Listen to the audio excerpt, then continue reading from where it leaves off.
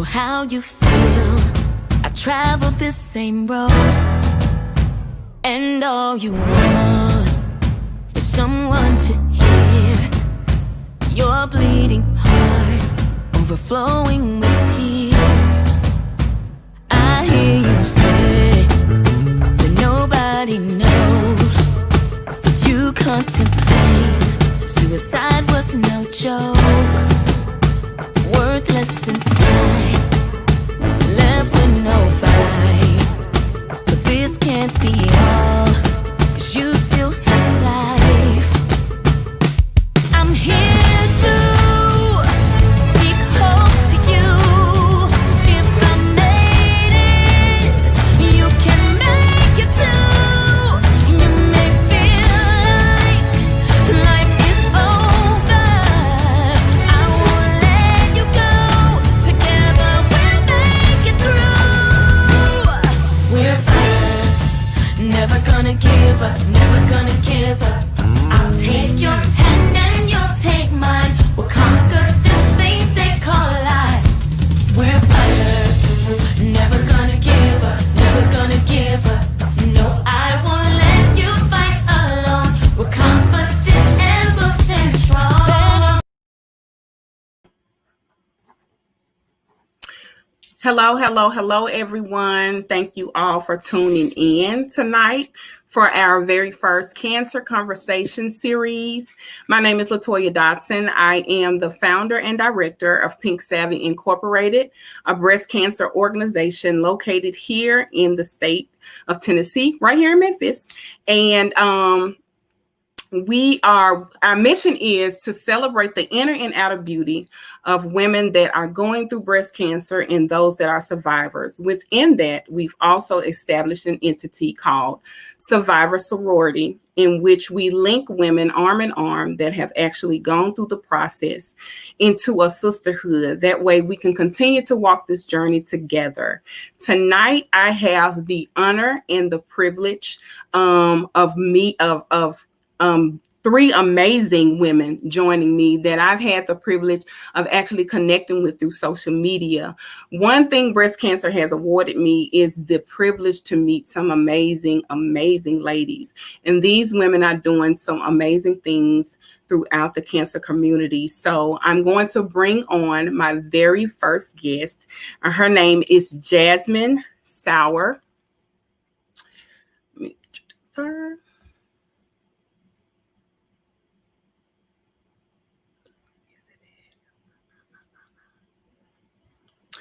Jasmine was diagnosed with stage 1 ER PR positive breast cancer at the age of 26. She enjoys writing, public speaking, and designing merchandise for her site. In 2019 and in 2020, she is the Living Beyond Breast Cancer Young Advocate and Young Survival Coalition Florida state leader, and she also resides in Jacksonville, Florida. So welcome, Jasmine. Hey, Jasmine. Hello. Thank you so much for joining us tonight. How are you? I'm doing great. Thank you so much for having me. Good. And so I'm going to go on and introduce our next guest. Her name is Marissa Thomas. Marissa was diagnosed with stage 2 35% ER positive breast cancer at the age of 35. She enjoys spending time with her family, friends, traveling, and wine tasting. That's my kind of thing. And she also resides in Seattle, Washington. So let's welcome Marissa. Hello, everybody. Hey, Marissa. LaToya.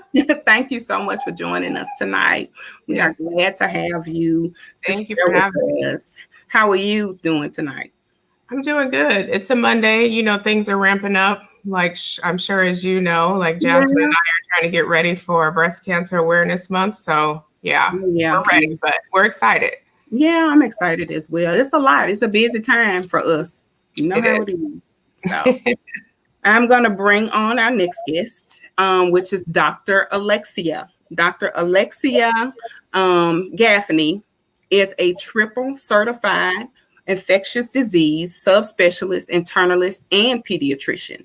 She is above and beyond this, a mother, speaker, author, coach, and breast cancer survivor and thriver. Dr. Alexia invited the world into her life when she was diagnosed with breast cancer at the age of 37.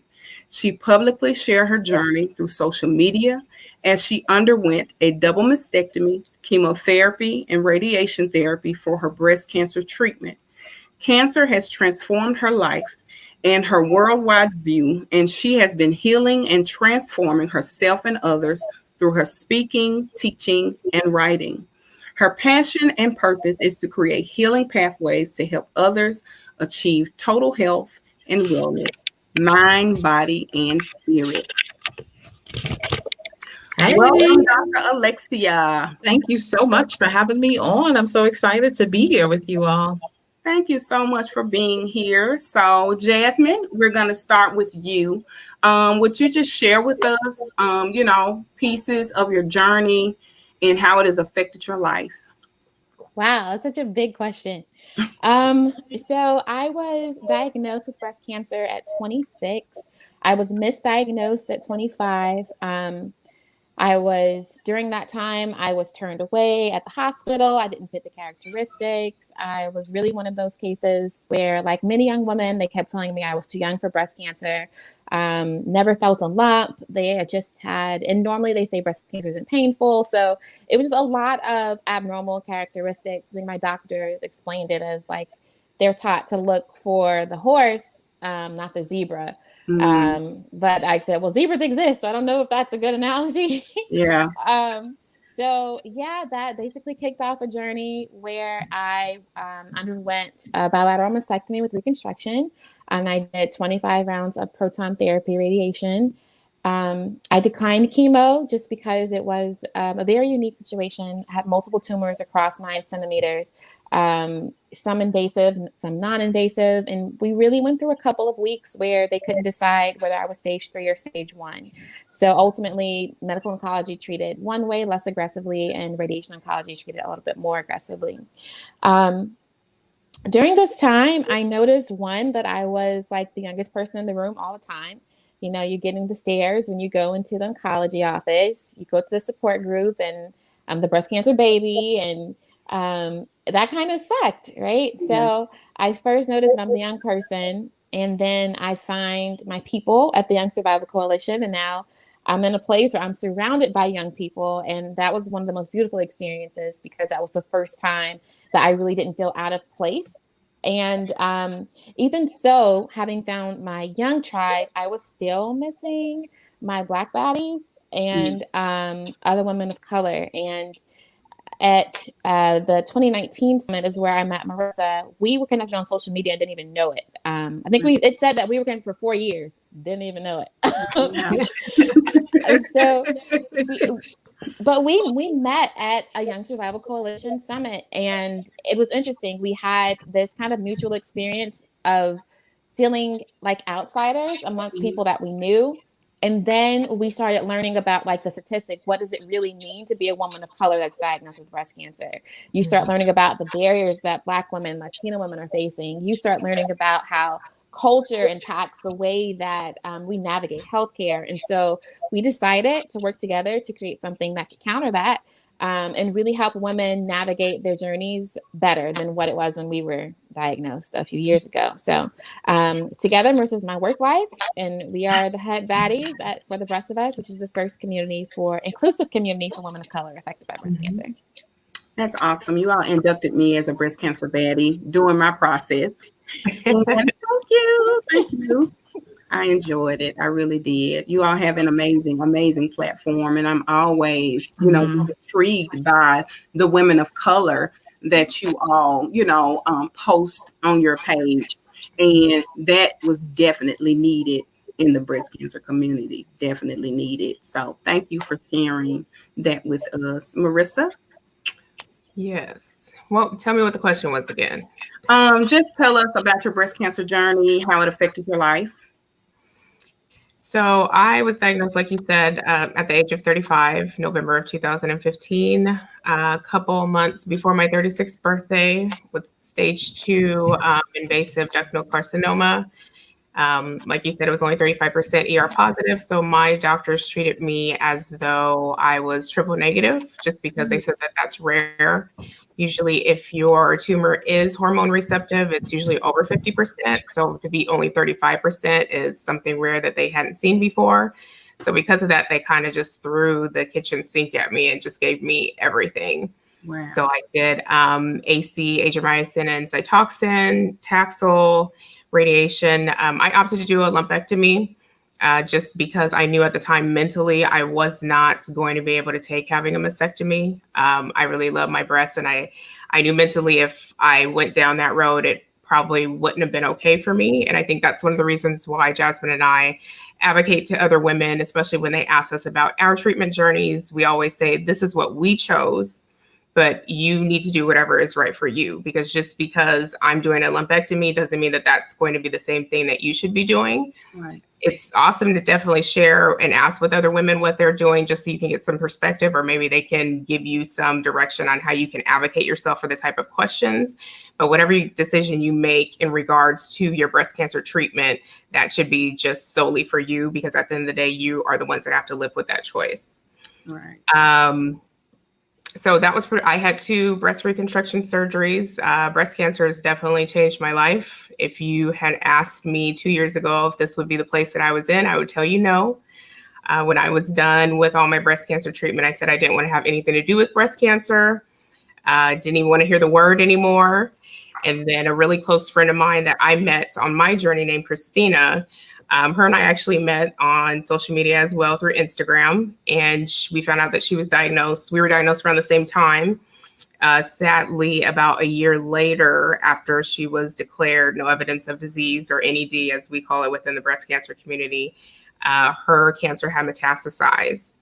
And she's Hispanic. And a lot of what we're hearing now from the women within our community is that she was not heard from in terms of her doctors. She had a lingering cough for, I want to say, about 4 months. And she ended up having to take herself to the emergency room just so somebody would actually x-ray her lungs. And when they x-rayed her, they noticed that she had all of these lesions inside of her lungs, inside of her neck, her thoracic cavity. And unfortunately, she passed away. And when she did pass away, that kind of kicked up my advocacy efforts, because I just wanted to know, why are we not being researched?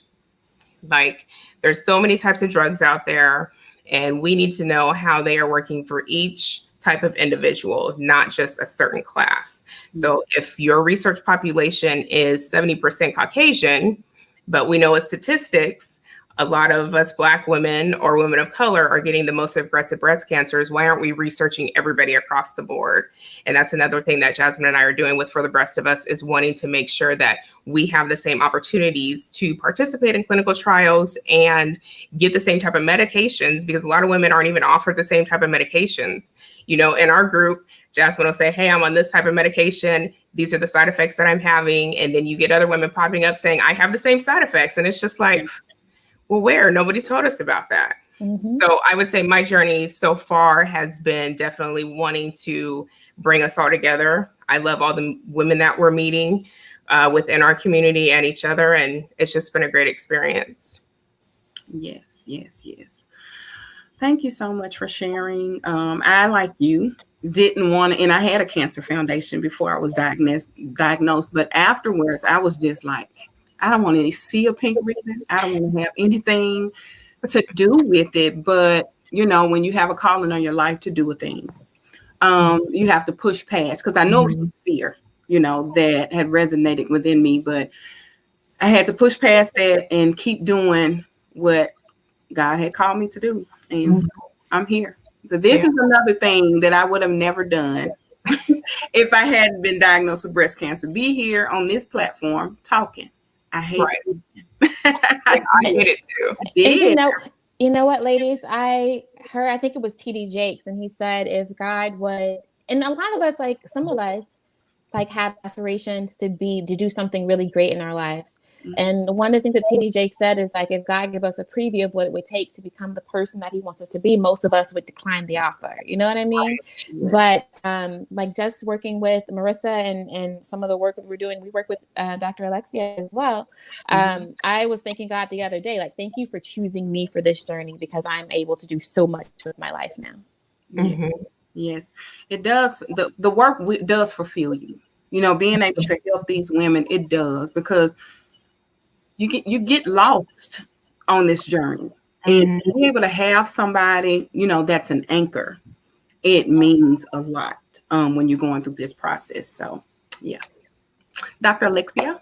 Yeah. So I was diagnosed at 37 with stage 3 invasive lobular carcinoma. And I always tell people that my breast cancer diagnosis was 2 years in the making.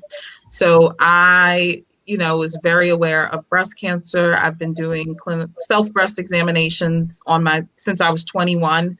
Found my first lump when I was 21, and it actually wasn't a lump. I knew my breast so well and so intimately that I found a lump that was like the size of a Nerds candy in my breast. And that Nerds candy turned into a pea, turned into a marble, turned into a big amorphous blob over a period of a year. And this was right before I entered med school. I was navigating the healthcare system as an uninsured young Black woman with a lump in her breast. And it took over a year for someone to really evaluate me seriously, give me definitive imaging, say this is probably a fibroadenoma, it's benign, it's probably not cancer. And then a year after that, I got it surgically removed, and that was confirmed. And I was fine until I was 35. And at 35, one Sunday night, I was doing my self-breast examination, and I found a little marble in my left breast.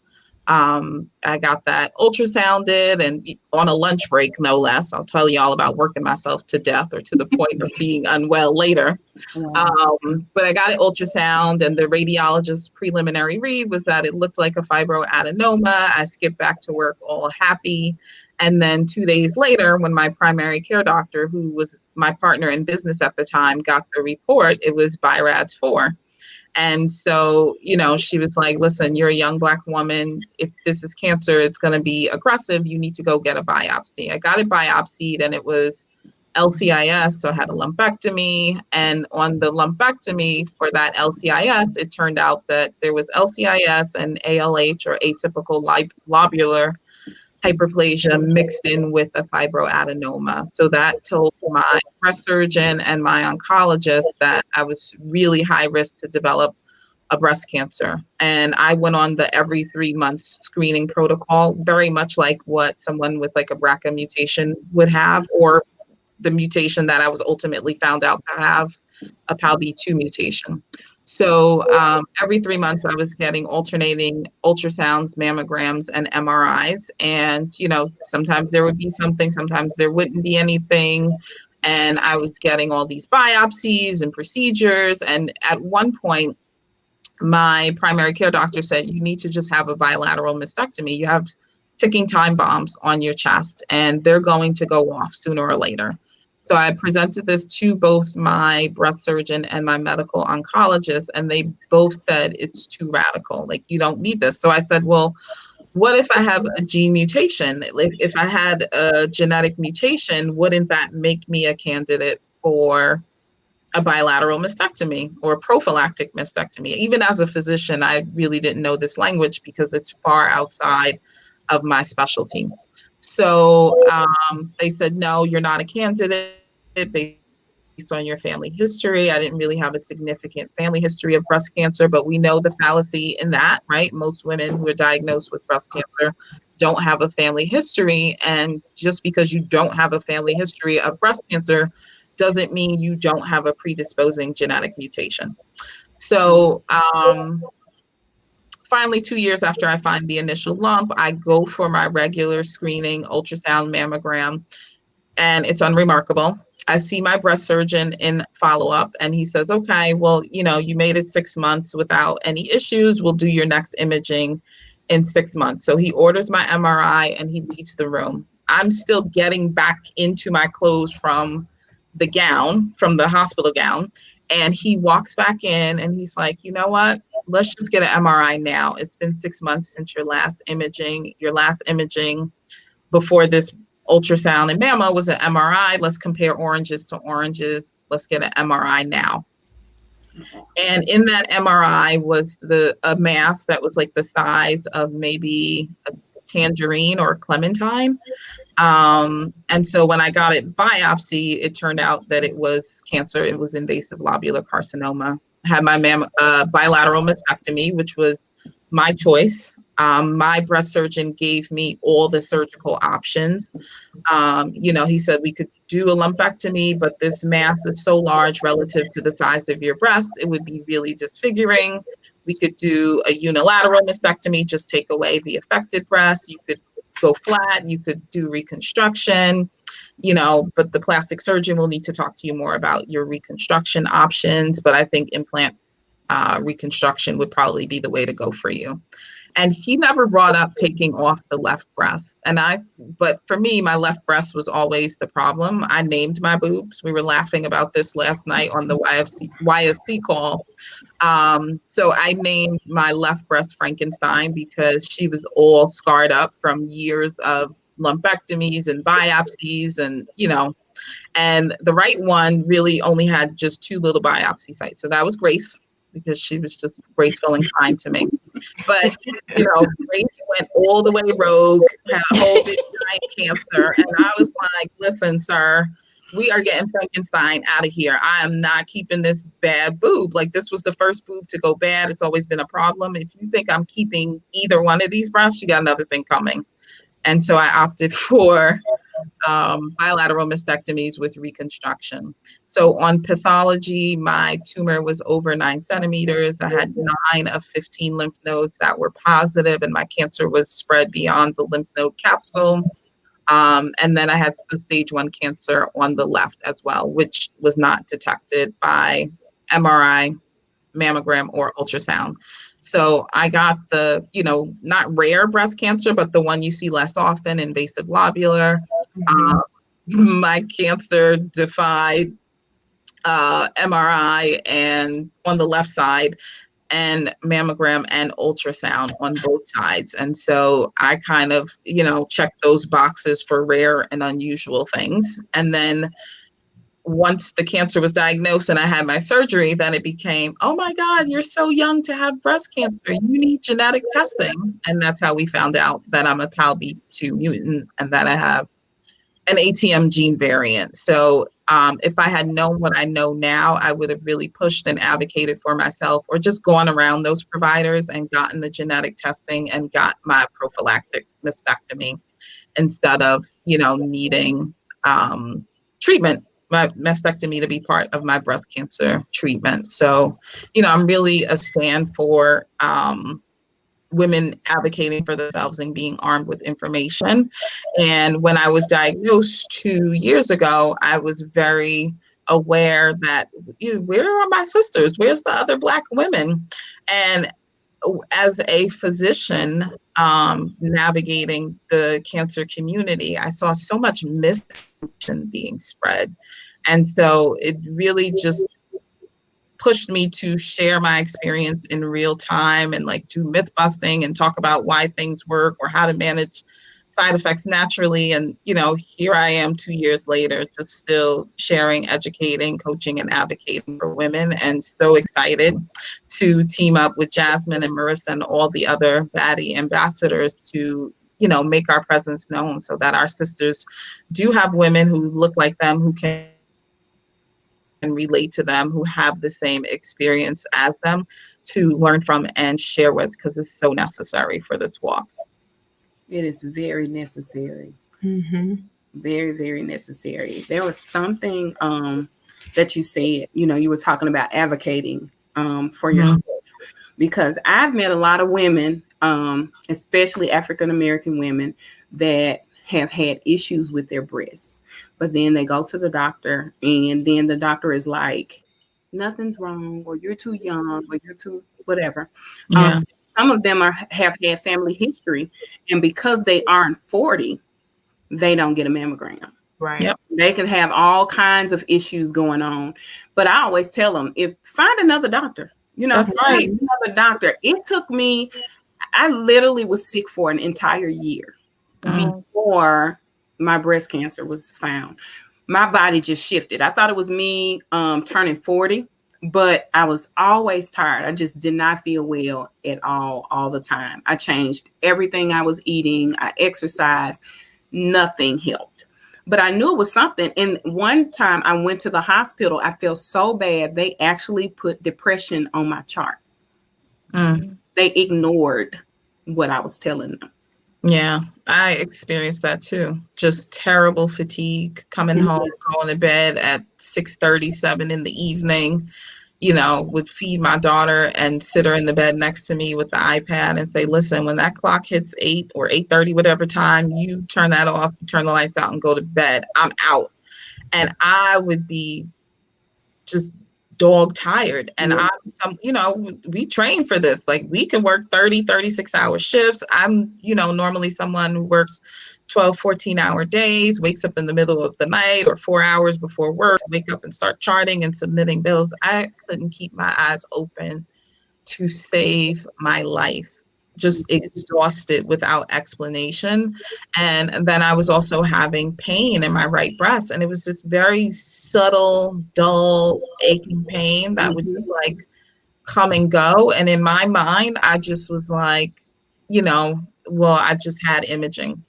I have upcoming imaging, and I didn't feel anything. I didn't have a lump. And for so many years and so many episodes, I had a definitive lump that I could feel or palpate or wrap my fingers around. And my breasts were no longer symmetrical after all these surgeries and biopsies.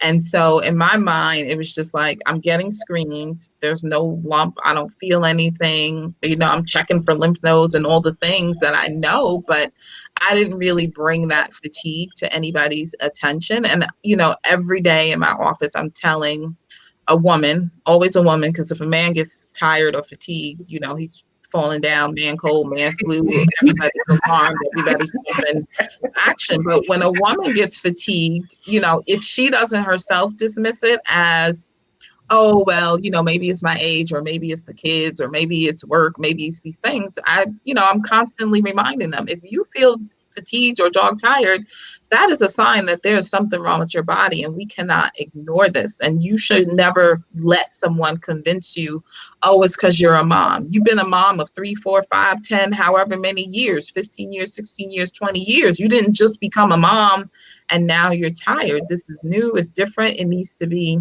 investigated. Yes. But women aren't taken seriously. I've diagnosed all kinds of conditions, cancer included, in women who've been told they're anxious.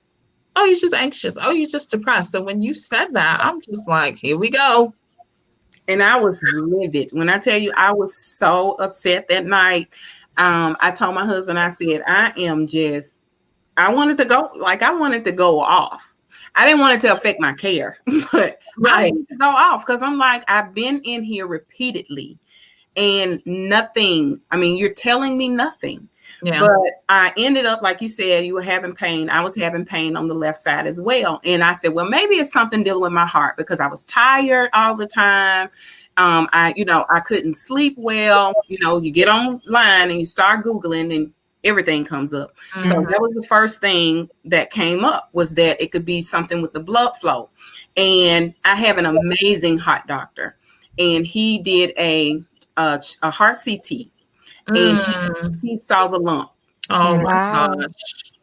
Yeah, I was going to say, like, with Dr. Alexia, I was one of those people too who, like I said, I was misdiagnosed, and it took about 6-7 months before I got an accurate diagnosis. But I too did not, my cancer wasn't found on a mammogram or an ultrasound.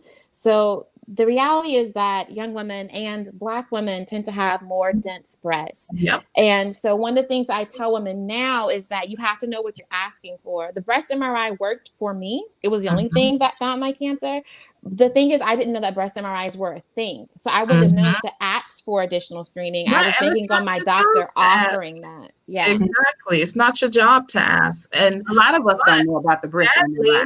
Yeah, sadly, we have to arm each other with this information now that we know. I can't tell you how many people inbox me because their cousin, their girlfriend, their sister, whoever found a lump or is having a breast pain, and they either got no workup at all all they had was a mammogram, and they're 20 something, 30 something years old. And I'm like, no, go back, tell them you need this, and that. So, if we have to be a stance for one another to disseminate this information and to give women the language that they need to show up and make healthcare professionals take them seriously, then so be it. Absolutely. Yes. I learned so much going through my process. I asked all kinds of questions because I wanted to be able to give this information to other women. When it came to, foods we need to eat, just different stuff that we were so uneducated about, especially growing up, certain things we just didn't know. We know what our mamas got in the kitchen and cooked, and that was it. And so there are a lot of nutritional facts that we did not, and herbs and all of that type of thing that we did not know about. And that I have learned so much about just going through this process, exercise and diets and so many things. So what you all are doing is absolutely amazing because it is so needed, like I said before. And I'm glad that I get to partner up and team with you guys and, keep pushing this movement forward because it's necessary.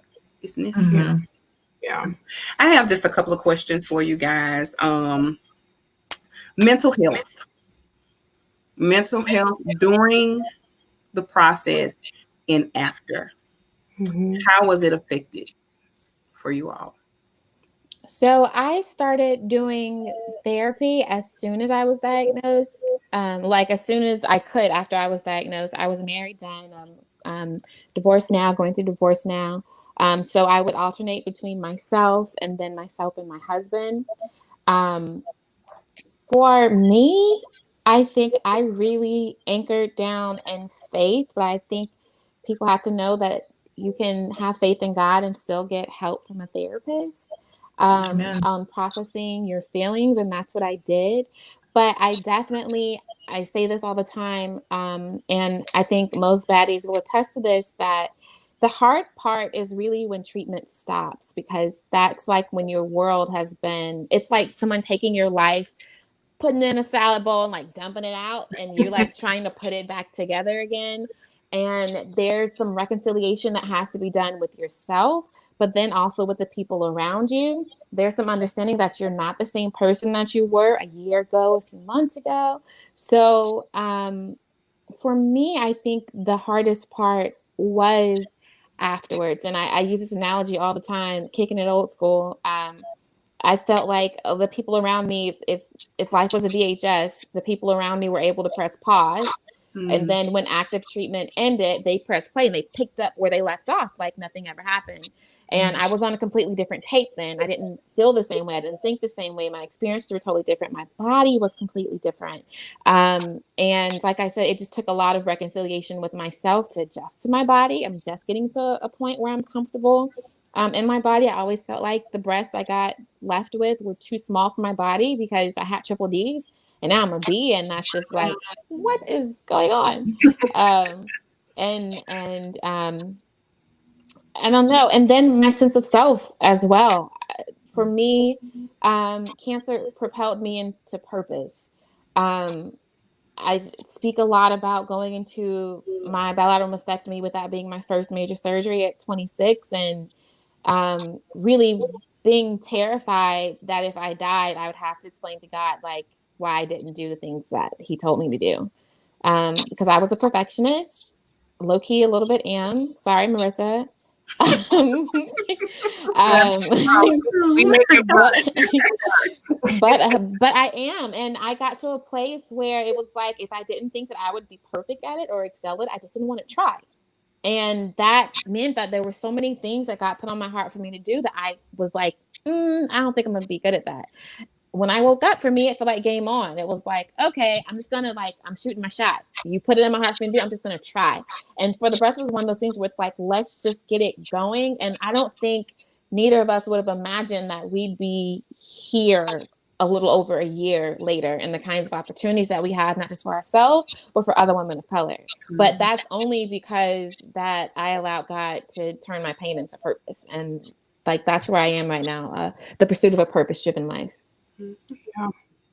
I would say for myself, in terms of mental illness or just mental health in general, in the middle of my treatment was when I noticed that I really started getting depressed. And I think the people that were close to me that I would let come around me when I was going through treatment noticed it too.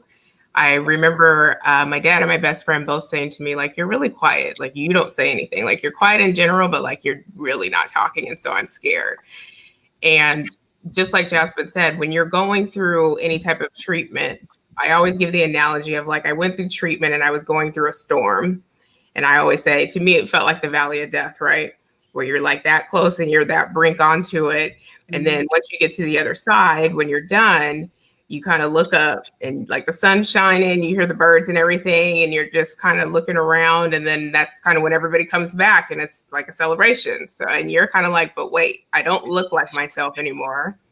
I definitely don't feel like myself anymore. So what am I supposed to do? And a big proponent that we keep saying is that mental health services should be offered to you as soon as you're diagnosed. They give you a social worker, you get you a nurse navigator, you have all these doctors, everybody that's coming in here to look at your breasts. Can we have somebody that's coming in here to like assess my mind and where I'm at, like at every single point, even if you're coming in once every 3 months just to check on you and be like, okay, I know that you're at this part of your journey. Like, how is that working for you? What is it that you need? We may not tell you, especially as Black women, it's hard for us to receive help, right? So we may not even tell you what we need. So start throwing some stuff at me. You can even write it on paper and give it to me because I may not read it right then and there because I'm not open to it. But I bet you I'm going to take that home. And at some point, I'm going to look at it and see and be like, okay, maybe I need to get a therapist. I'm not sure if I went through therapy when I was in treatment, just because I wasn't physically, I was really sick. But definitely afterwards and just working on it now, even coming out, 4 years after being diagnosed, of just being like, hey, there's a lot of stuff that I need to unpack and figure it out and talk about it. One of the great things that I love about our private Facebook group is, we could talk about some things there. There's some things, as we're not professionals, that we can't necessarily dive into, but if there's an issue that we want to talk about and just be able to say, like, I'm not feeling okay today, this is the reason why. You have a platform where you could say that and not be judged or feel like somebody's just kind of patting you on your back and saying, oh, okay, well, it'll be better tomorrow. I mean, what if it's not, or how come I just can't sit in this place right here and say, I don't feel okay and it be okay? Yeah, so definitely. I think mental health, it definitely needs to be addressed as soon as you're diagnosed and continue on. Yeah. Because the journey is ongoing, and I don't know if a lot of people realize that, especially when you're newly diagnosed. Like for me, I don't think I had this in mind, like I want to take in this information for other people. I was noting experiences where I felt out of place, but I was really just focused on, I want to get to the end of this, thinking that there was an end to this, but it may be a different road, but it's still a journey. Like it looks a little different, but it's still an ongoing thing. And I think that's important for women to know as well. Yeah. You make such a valid point. I remember when I first got diagnosed, like speaking about having to go through treatment. And I'm like, I just need to get to the other side. Like, I just need to get through these 5-6 months of active treatment, then I'm done. And it's like, treatment is 10 years and, surveillance for cancer, secondary cancers, recurrence is the rest of your life. So literally the surgery, chemo, radiation, whatever the upfront immediate treatment is just one hurdle to jump. And it's a relay race with a whole lot of hurdles along the way, So I remember just thinking about, I just have to get to the other side of these things and then I'm done and I can get back to my previous life. And it's completely unrealistic. It's not like that. I was lucky. I'm going to say lucky with some air quotes, in a sense that I had already experienced what I thought was going to be the worst thing to ever happen in my life before my cancer diagnosis. And that was going through a divorce. And so because I had enrolled in like personal development work, like in the midst of things are getting rocky in my marriage, and then went into therapy, like couples counseling, and realized that my ex-husband wasn't going to continue with counseling, but I loved my therapist. I was like, listen, he's out. He's not going to work on this, but I really like you, so you're going to heal me through this. And she was like, oh, he loves you. He's not going to divorce you. I was like, well, whatever. He's not here right now. I'm here.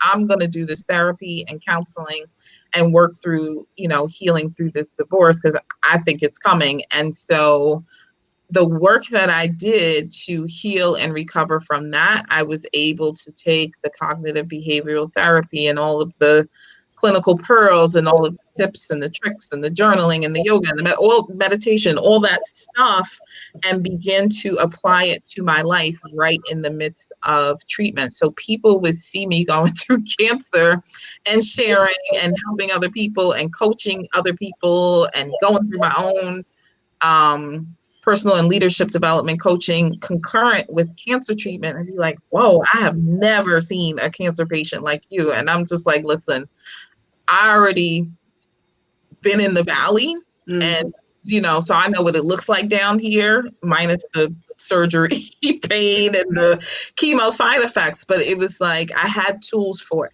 everything else, the mental and emotional fallout. And so for me, it was just figuring out, how do I manage these side effects? Well, now I'm gonna put on this potato head of mine. Like, it was so, I was in such a different place, but I knew what worked for me. And so I was able to not only help my family through what I was going through, but able to help other women going through this at the same time I was going through treatment. So it was a very interesting experience.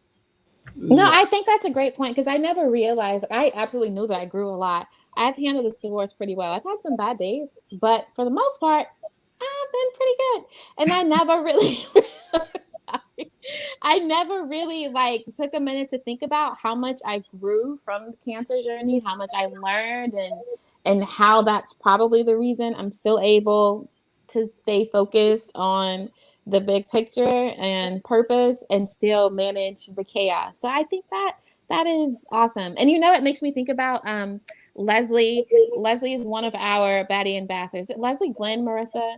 Mm-hmm. Yeah. Yes. And she wrote about how cancer prepared her for the mountain. And she talked about how that experience with cancer gave her the strength and the encouragement to actually climb a mountain. And I just think it's so beautiful that you were able to relate that as well as two hardships, and how that it's I say, like, no pain will be wasted. Nothing will be wasted. You know what I mean? That's right. Yeah. Yeah. I agree. It actually does. Like you said, it brings everything to the forefront. Like, I face death, so hey. Right? Let's do this. Yes. Let's do this. So yeah, that's where I am right now. So all the stuff that I used to be afraid to do, now I'm just like, let's do it. Right. That's exactly how I went ziplining. I went on a zipline coaster a few weeks ago, and I was terrified. But I told myself, I was like, when's the next time I'll be able to do this? Let's go. Yeah. And it's interesting because Marissa and I, we were talking the other day, and someone told us that something was hard as like a way to discourage us from doing something. And it probably took me all day, or maybe the next day. And I said, Marissa, I said, did she just tell us something was hard? She must not know. Okay. Hard. I didn't hard. No, they don't get it. They don't get it at all. They don't get it at all. But yeah, another thing that I wanted to talk about, because this happens all the time. People will place a superhero complex on you. How do you cope with it? Like, I don't know how to respond to that when someone says, you're my hero and you're my this. And I'm just like, no. Y'all don't understand, what this entire process is like. Right. But how do you deal with that? How, that putting on that cape, how do you deal with that pressure? I don't feel pressure from it. I think sometimes the hero comment is a little weird. But I've also tried to be very intentional about sharing my low moments. And I think that's probably how I counter that. I share when I'm having bad times. I share when I'm stressed out. I do that in the group, the Facebook group. I try to do that on my Instagram too, because you also look at like depression and social media. And I always felt like, Marissa, I don't want to be like a cancer celebrity, you know, like I don't want to paint this, oh, it's all great. And I'm advertising shoes. And like, that's just not, it's not my thing. I want to be a real person. Yeah. And so to me, I think I've probably countered that just as being real with other people. Like, I'm smiling right now, but I was probably crying last night because I'm really tired. I look like today, even Marissa called me. We had a meeting before this, and I was still laying in the bed, and I said, I want to cry. Like, I'm so tired. I got to get up. I have to put on my face. I have to do this interview. I'm going to get off. I'm going to do a podcast. You know what I mean? It's a lot, but I just try to be very transparent with people about the whole experience, because I think, like, you know, when Chadwick Boseman died, and those memes started circulating about he can do 1 million movies and I should be able to do. Yeah. Your journey is your journey. Okay. Exactly. Exactly. Nope. Don't do that. I was like, y'all don't know how many times that man cried. He did not display that publicly, but going through cancer is not an easy task. Right. At all. But he had a mission. I mean, he knew his purpose. So he had to probably keep that quiet so that he could be Black Panther, so that he could, you know, play the roles and everything. Because, you know, people hear cancer, you handicapped. They think you're handicapped. Yeah. Right.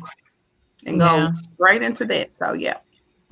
I, you know, the whole thing, Alexia Strong and, you know, all that stuff. And I won't say I ran from it, but I didn't feed into it. But one of the things, you know, I'm the same as Jasmine, very intentional about sharing the times that I cried, the times that I was in pain, you know, and some things I shared after the fact. It took me 2 years to post, you know, shaving my head, and how I remember watching that video of shaving my head in June of 2018, I think it was. And when I finally shared it 2 years later, in the video, I'm shaving my head and saying, I'll probably never go outside with this bald head. I'm not going to let the world see this head. I, you know, bought the wigs, all that, did the scarves, all that, and like was over it in like 2 weeks and was bald everywhere I went. And people would be like giving me fists, high-fiving me in the street and all this stuff. And I'm like, listen, I'm hot. That's it. The wig hurts my head. My scalp is tender and itchy. The damn scarf won't stay on. And it's the dead of summer. I'm hot. Like, there's nothing so bold or badass or whatever about me in this particular moment. But what I did learn was my true strength was like vulnerability. To be able to say, I need help, to like, it was super strong to take that cape off and cry in somebody's arms. It was super strong to, you know, let my sister wash my armpits and shave them for me, you know, super strong to like have both my sisters in the bathroom helping me shower and washing my back and like grabbing the clumps of hair for me as they were falling out. Like that, the vulnerability, that's the real strength. That's the real courage. That's the real superpower, to say, I need help. I need somebody to, you know, get my kid off the school bus. I need somebody to wash the dishes. I need somebody to cook for me and my family, because right now I need everything they got and they don't even have time to feed themselves. It would be wonderful if you drop lunch off here and to receive it, you know, and to be okay with that. I never sent all those people thank you cards, even though I planned to, because I didn't have the strength. You know, I've always said that it was a humbling experience, because I had that too. Like, my first post-mastectomy shower is my husband and my mom. You want to talk about awkward? But it was absolutely humbling. I felt absolutely blessed. I'm so thankful that my mom is in good health. I think for me, going through that process, I learned about grace. Yes. Yes. And I didn't really get it before, but I got it then. And what's interesting though now is that there's a mind, body, spirit doctor. They really exist. at like Mayo Clinic, and you said like compassion, being a compassionate person, and we're all advocates here, you know, and we're all very immersed in the breast cancer community. And I tell people all the time, it's almost like being in a constant state of grief because we're constantly losing people that we love. Yeah. And we can have compassion for other people, but then also having to get to a place extending grace and compassion to myself. Right. Yeah. That was one of the lessons that I learned doing breast cancer, because I was always a giver and a doer. Yeah. So it was hard for me to accept the help or ask for it. Asking was the hardest thing. Right. But yeah, I really learned a lot how to accept. Yeah. And to grace myself. Yeah. And to take time off and heal. I was from the very beginning, I was so hell bent on getting back to work and taking care of other people and doing for other people. I was back to work, you know, after 5.5 weeks from my mastectomy. You know, I got my first chemo dose 3 weeks after my mastectomy. People like were pissed off. I can't believe you're going to get this chemo. It's not time. You need to heal. Was, you know, telling me that my doctor's crazy for letting me do this, all this stuff. And I was just like, no, I want to get this treatment over with so I can get back to my life, you know, just, you know, jumping that one hurdle because I thought that's all I had to do. And cancer took me out of work. But I needed to personally go through that because I would have been mad as hell with every one of my doctors and surgeons if they were just like, no, you can't go to work. But when I finally handed in those disability papers and, you know, put a plan in place for my patients to be taken care of and just sat down and focused on me, every single one of my doctors was like, woo, I'm so glad you let go of this work. Like, what was wrong with you? But nobody wanted to be the one to tell me, like, you are not going to be able to work through this. And I just didn't, I'm gonna say, I just didn't have the damn sense to sit myself down and allow myself to be taken care of and to get better. Like, it literally had to take me out. It had to make it physically impossible, cognitively impossible, and just an absolute detriment to my own health for me to stop working before I was like, all right, I'm tapping out. I'm gonna use this insurance. But so now I am such a stance for no. If your oncologist is willing to sign the paperwork, get the paperwork signed. If your primary care doctor is willing to sign the paperwork, get the paperwork signed and get out and take care of yourself. Because, you know, you'll drop dead and before you're in the ground, they'll have your job posted and have another warm body in your place. Yes.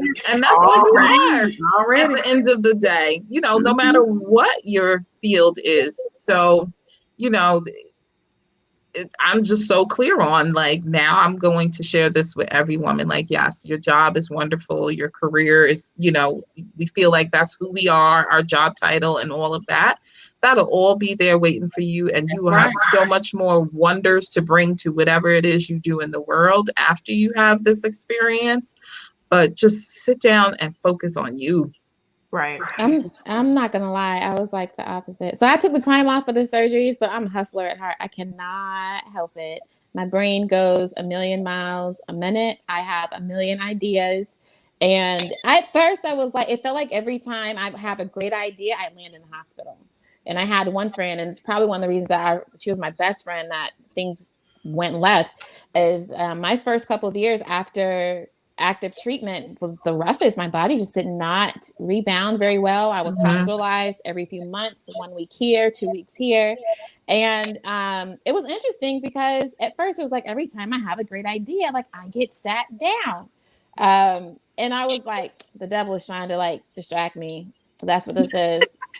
And I tell you, it's interesting because like as soon as I started using those times where like I was like happily take the time off from my day job, absolutely, because it was stressing me out. But I would be at home and I would still be planning. I'd still be writing. I was like always thinking of a master plan. Every time I was down, I was like, and now I get like, I was happy, like not going to work. I'm staying home and I'm planning. And so now, I don't know. I think I'm trying to be a little bit more intentional about downtime because between my day job and For the Rest of Us, like Marissa and I were saying the other day, it's like having 2 full-time jobs. Only one of them pays. And it can be a lot. It can be a lot. Yeah.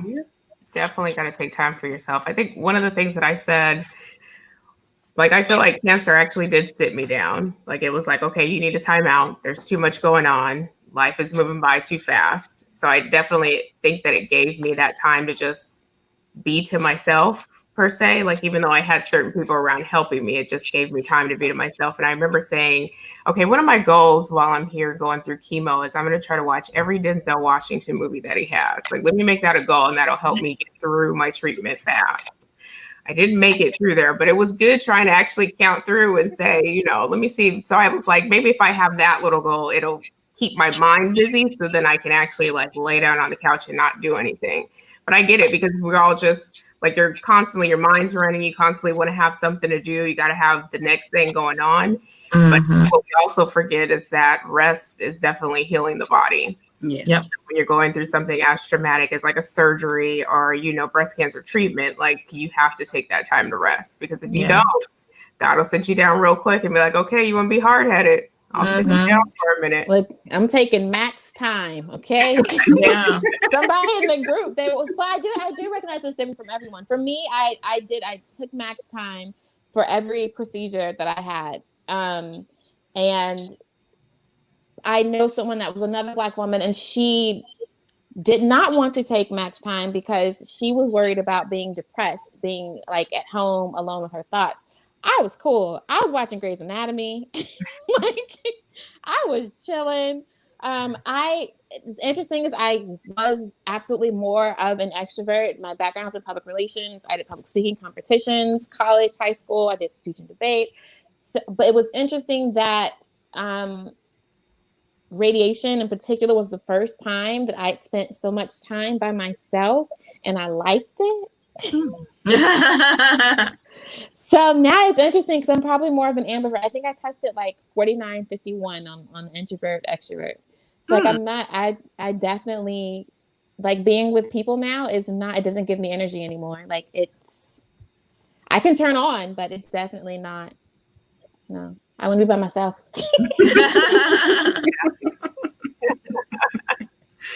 Okay, ladies, I have just one last question for each of you. And it says, what advice would you give a person who just learned yesterday of their cancer diagnosis? Wow.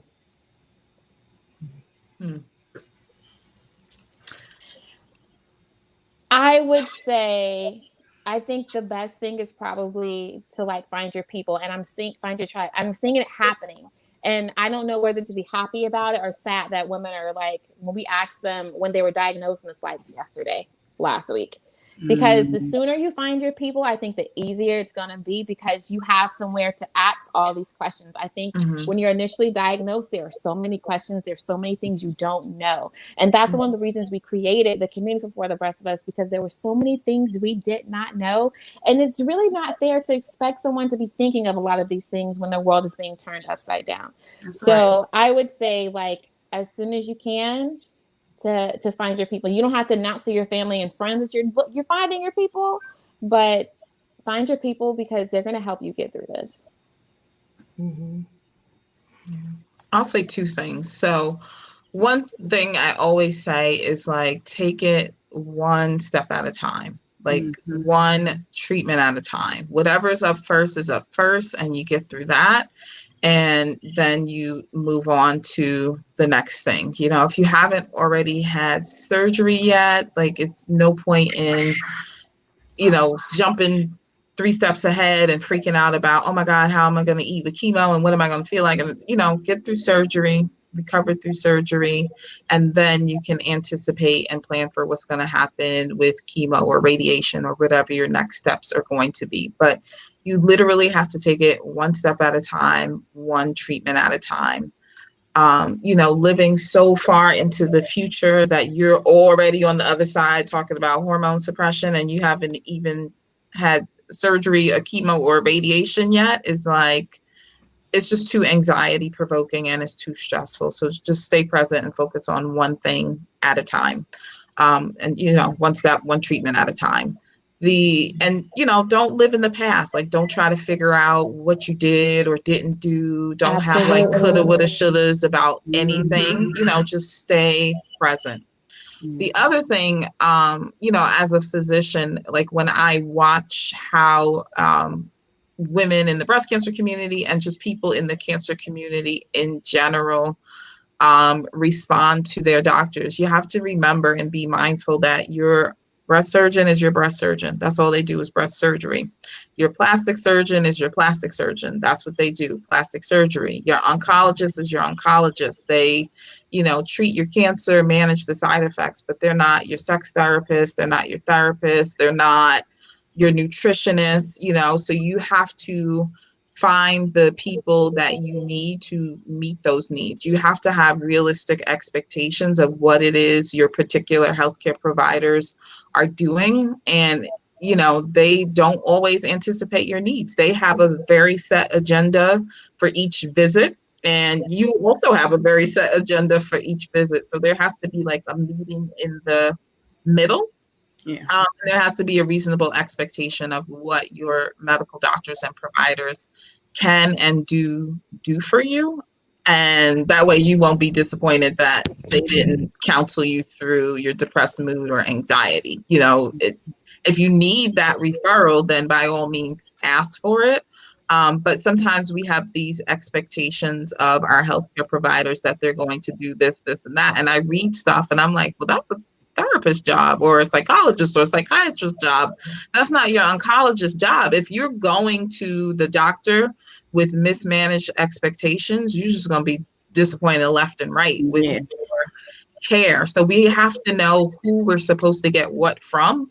And if we don't know, then we do need to ask so that we don't, waste time at oncology visits talking about things that we should be talking about with a therapist or a GYN or whatever, I feel really sad that people have, these terrible experiences because of mismanaged expectations of their health professionals. So just know who you get to get what from, then ask. Yeah. I would say definitely get a second opinion. I think we should all, whenever you're diagnosed with something that's major like this, you should always get a second opinion for it. Make sure that you're comfortable with it. Make sure that you are asking all the questions that you feel like you need to ask, no matter if you feel like they're dumb or not. They write them down, get them asked. And definitely, if you can't have somebody go with you to your appointments, because that's always important, but even if you do have somebody that goes with you to your appointments, have them record that appointment for you. Because you're getting thrown so much information your way. You're going to so many appointments. It's easy to go back and listen to what they had to say. And even if you can't, because it's so overwhelming, somebody else that you brought with you or your family member or friends can listen to that. And then if you have any other questions that come up, then you can write those down and ask those things too. The one thing that I loved is when I went to have my first consultation, it was with the oncologist, the radiation oncologist, and then the breast surgeon all at the same time. It was like a 4-hour appointment, and they taped the appointment for me.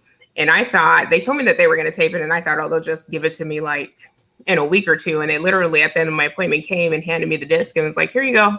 You can take this home and you can listen to it. And I'm just like, this is beautiful. How come everybody isn't doing this? And, I never listened to it, but it's like, it was easy for somebody like my sister to listen to it, who's really good at like researching and asking questions. But it's just an easy way to have. And I would say do that with the majority of your appointments if you can, just so you can go back and you can listen and figure out, is this a good fit for me? Are they telling me what I need to know? Maybe I missed something. It's just easy to do. But I'm all for second opinions, especially. Like, you've got to get a second opinion just to make sure you're on the right path and that you feel good for it, that it feels comfortable to you. And just a hot pursuit on two of the things that they said. So on For the Breast of Us, we have a resource library, and one of the sections is who's who on your cancer care team, because sometimes there are people that you have access to that you may not know that you have access to, like a social worker or a nurse navigator. And then for young women that are diagnosed, Young Survival Coalition has a book that is like a cancer navigation journey dictionary, resources, step by step. Like I have them because I'm a state leader for YSC. So definitely just ask for resources. And that's, again, where community comes in very helpful. You never know what resource someone may have to help you on your journey. Yeah. Can you pin that information I can. for us? Thank you, ladies, so much for being a part of this tonight. I wish I could hug you all, but you know, hey, Air hug. Air hug. That's how I do my air hugs. I can't wait to meet you all, hopefully when the world opens up next year sometime. Mhm. I appreciate you all so much, and I look forward to connecting with you ladies even more. If you have not sent me your address, please do, because I have some goodies to send to you. A thank you and appreciation for being a part of this tonight. So the information you all gave was very informative, and you guys continue to inspire me all the time. And thank you so very much. And thank everybody for joining us tonight. So this is the end of our very first Canswer Conversation. We hope that you will join us on next Monday night at 7:00 for another episode of Canswer Conversation. You all have a good night. Thank you. Bye. Thanks for having us. Good night.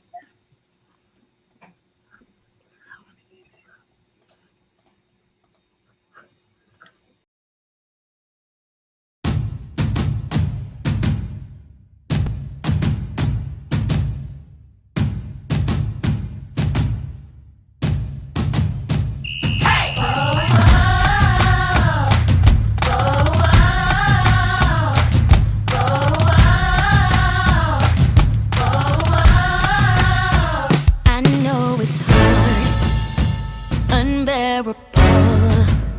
I know how you feel. I traveled this same road, and all you want is someone to hear your bleeding heart overflowing with tears.